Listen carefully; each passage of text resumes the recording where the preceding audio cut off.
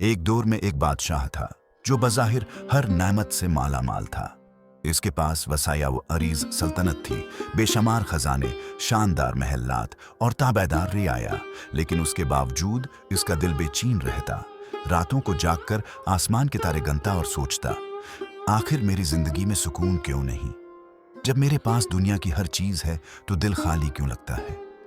اس بے سکونی سے تنگ آ کر ایک دن اس نے دربار میں اعلان کروایا کہ جو کوئی اسے سکون کا راز بتائے گا اسے آدھی سلطنت انعام میں دے دی جائے گی۔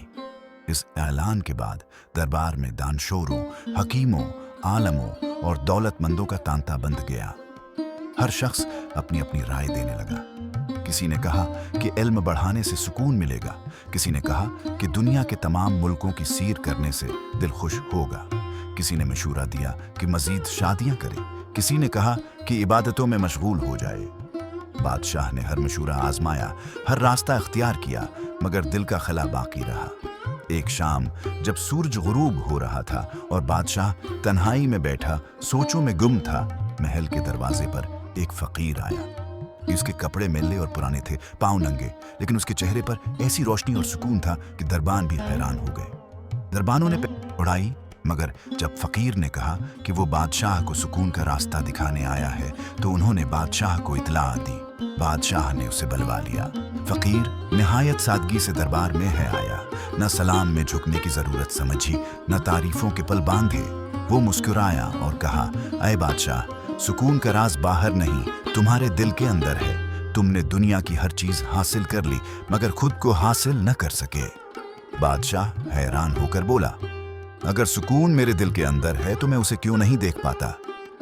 فقیر نے جواب دیا، کیونکہ تمہارا دل دنیا کی خواہشات میں کھو گیا ہے۔ آؤ میرے ساتھ چلو، میں تمہیں اس دل کی آواز سننا سکھاؤں گا۔ یہ سن کر دربار میں خاموشی چھا گئی۔ سب سوچنے لگے کہ کیا واقعی بادشاہ اپنا تخت و تاج چھوڑ کر اس فقیر کے ساتھ چلا جائے گا؟ مگر بادشاہ نے ایک فیصلہ کر لیا تھا۔ وہ پہلی بار دل کی بات سن رہا تھا، عقل کی نہیں۔ اگلے دن بادشاہ نے اپنا شاہی لباس اتارا، تاج اتارا اور سادہ کپڑوں میں فقیر کے ساتھ محل سے نکل گیا۔ دونوں نے شہروں، جنگلوں اور گاؤں کی راہ لی۔ دن بھر دھوپ میں چلتے، درختوں کے سائے میں بیٹھتے اور رات کو کھلے آسمان کے نیچے سوتے۔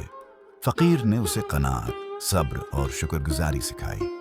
بادشاہ نے دیکھا کہ فقیر کے پاس ہے، کچھ بھی نہیں ہے، مگر اس کا دل خوش ہے، چہرہ مطمئن ہے اور نیند گہری ہے۔